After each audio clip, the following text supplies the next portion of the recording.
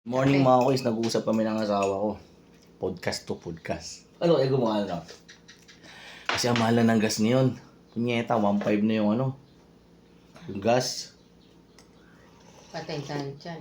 Babalik na ba tayo sa dati? Mangangahoy na ba tayo? Ang problema, dito na kami sa Kalamba. Walang kahuyan dito eh.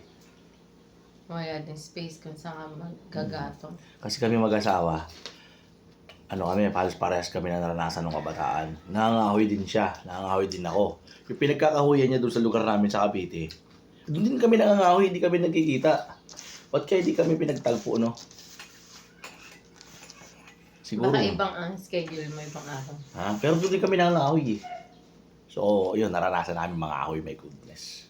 Pasan-pasan mo, yun yung kakuwati. Sakit dito. Tipid yun, walang gasol. Walang gasol. Napakatipid nung nung panahon na yun. Mas ang dami namin kahoy nakasalansan. 80s. Tapos, malala mo yung kahoy. Yung ahas. Ahas. Ahas, tinatagwa ng ahas. Hindi, kasi doon kami sa banggerahan ng Hindi, meron kami sa ilalim eh. Meron kami dito sa ibabaw sa banggirahan, meron kami sa ilalim. Tapos yung bubong namin, kugon. Palamig, kahit wala ka ng aircon ng unang panahon. Para ang tanda na natin noong unang panahon. Hindi mo na kailangan mag-aircon. Ang inaakita na sa amin, yung hindi naiinitan. Yun nga, malamig. Yung parteng tulugan. Ang istakan kasi namin, merong ilalim, merong ibabaw. Yung nilalagay sa ibabaw, yung medyo hindi pa tuyo. Oo, para matuyo. Para matuyo. Tapos andun yung mga daing. Ganun sa probinsya. Mas masarap nga magluto nun. Mas masarap pagluto. Tsaka, Pero- alam nyo, walang lamok. Nung panahon na yun, walang lamok sa loob ng bahay nyo. Wala ka naman ng pagkakahuyan ngayon, puro bahay. Wala. Tapos ang tindi ng lalo na yung mga malalaking village. Magsaing ka lang na gamit yung kahoy, gagalit sila. Tangina. Mausok pala. Uling kaya. Ang arte nila, kaya yung mundo natin, papangit na papangit eh. Uling mo, ganda rin uling. Uling hindi masyado mausok. Bawal nila yung maggatong-gatong na yan. Gawin Nyeta. magre-reklamo kapitbahay mo.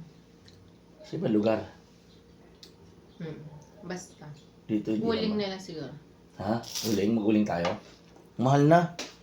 Sobrang mahal na. Kapit tayo mga koys. Hindi na tayo makapaglaga ng baka niya. Hindi tayo may alaga tayong baka. Yung noodles na baka. Laga natin yan. Ubos gas ka kaagad eh. Gasolina, mahal. Ano na to? Panty na lang talaga bumababa Wala na masyado daw nga nagpapagas eh. Napanood ko sa balita na hinabenta nila. Yung panood ko rin. Kung tutuusin, di ba mahal na araw ngayon? Hindi, halos kasi wala ngayon. Ayaw nila lumabas. Tayo hindi na tayo lalabas. Kaya, Dati kasi, tayo mga Pilipino, typical sa atin na ganito pag mahal na araw. Pagkatapos niyan, yung pagkabuhay na tinatawag, ang ginagawa natin, yung naliligo tayo sa dagat, sa ilog, banding. Ngayon, tipid tayo sa gas. Nagkaroon ka ng sasakyan.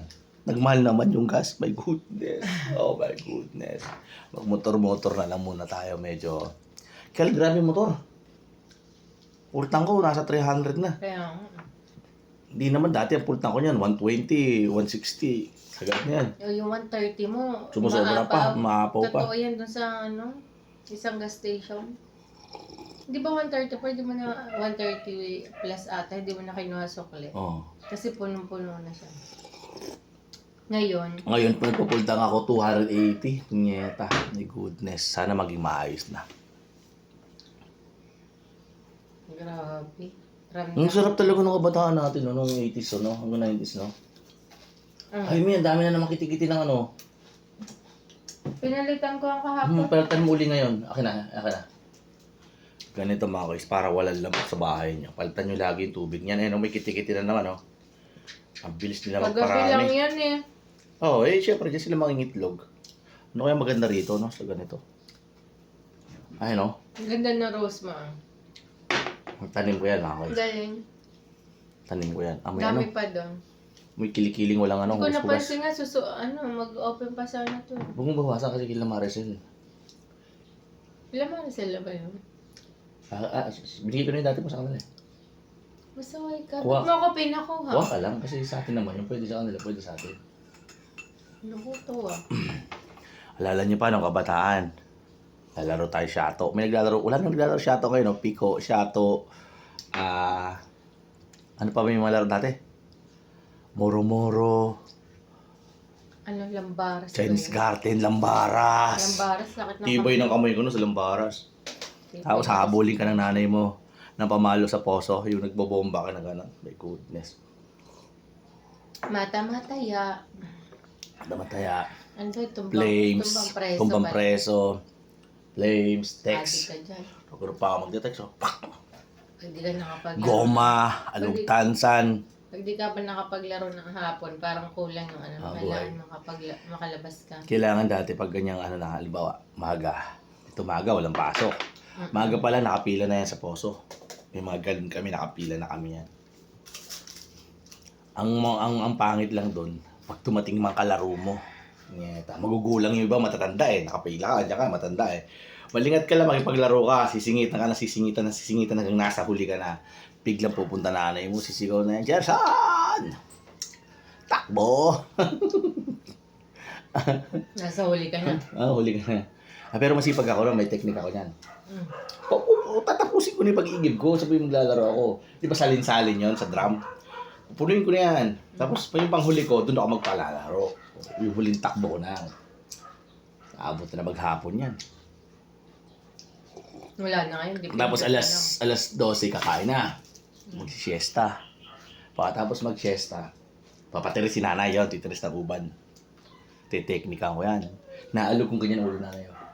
Titirisan ko. Naalog ko ng konti. Pag hindi na gumagalaw, tulog na. Yung silong namin, alam mo sa mga bahay natin, di ba may silong? Tapos di ba ako doon kasi kulungan ng manok.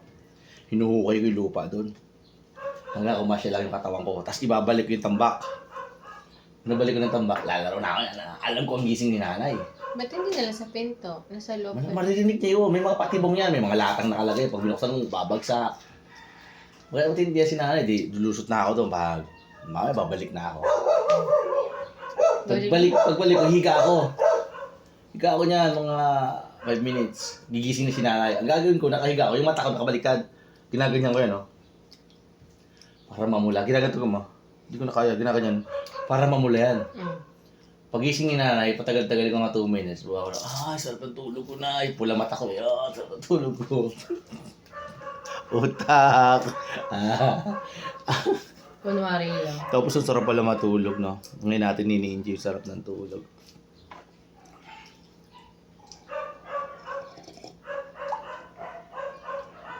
Ay, nako. Siya nga pala si Di ko alam. At ako si Di ko alam. Kwentuhan lang muna.